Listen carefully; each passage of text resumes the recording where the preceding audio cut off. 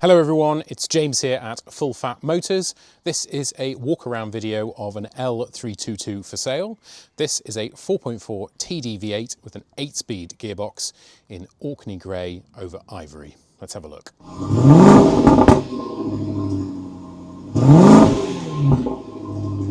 Before we get into that though, shameless pitch, Full Fat Motors is always looking for L322 Range Rovers, especially 4.4 TDV8s and 5-litre supercharged models. So if you're thinking about selling yours, please do get in touch. I'd love to make you an offer. My contact details are on the screen below. This 2012 L322 Range Rover will have been one of the last L322s. Now, a lot of cars on a 12 plate will have been Westminsters, but it is important to remember that the Vogue SE is actually a higher specification vehicle when compared to the Westminster. Chiefly, it has the semi-aniline leather seats as opposed to the Oxford leather seats that you would find in a Westminster. So it is a little bit more of a plush interior. Generally, most of the Vogue SEs came with adaptive cruise control and forward alert, whereas that would have been hit and miss on the Westminsters. Now, this particular L322 has come in from a channel viewer. It has just 73,000 miles on the odometer and a full history. Now, when it arrived, it's had some catch-up bits. Primarily, it's had an oil cooler and engine service. We'll just have a quick look at the odometer. 73,646. Oil cooler, engine service, 2 rear dampers and a prop shaft, and it's now driving very, very nicely. Now, I am a bit of a sucker for an Orkney Grey and Ivory interior. I think the combination is a really classic colour scheme.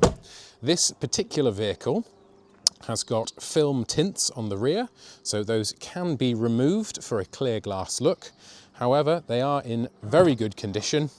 I know that tints do seem to divide opinion, so for the time being, I'm going to just leave these on, and if the new keeper decides they would like a clear glass look, that can be arranged.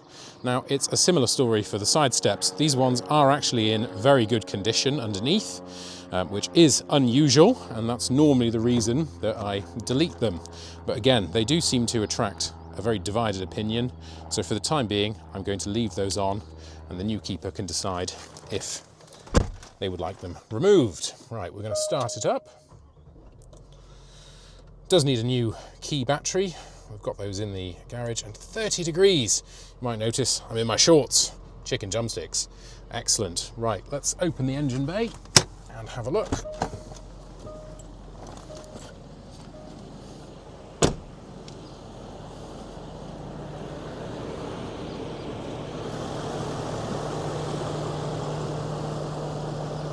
Nice and clean and tidy and sounding just how it should.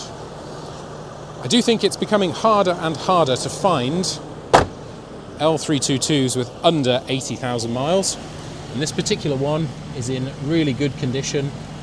All the subframes, so front subframe, middle subframe and rear subframe are all solid.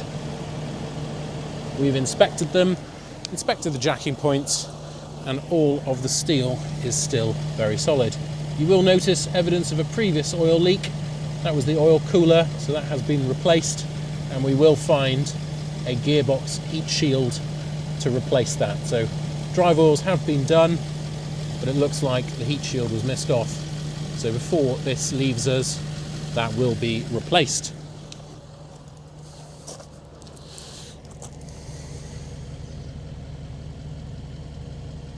Very solid example and drives very nicely. It's on 4 good Pirellis.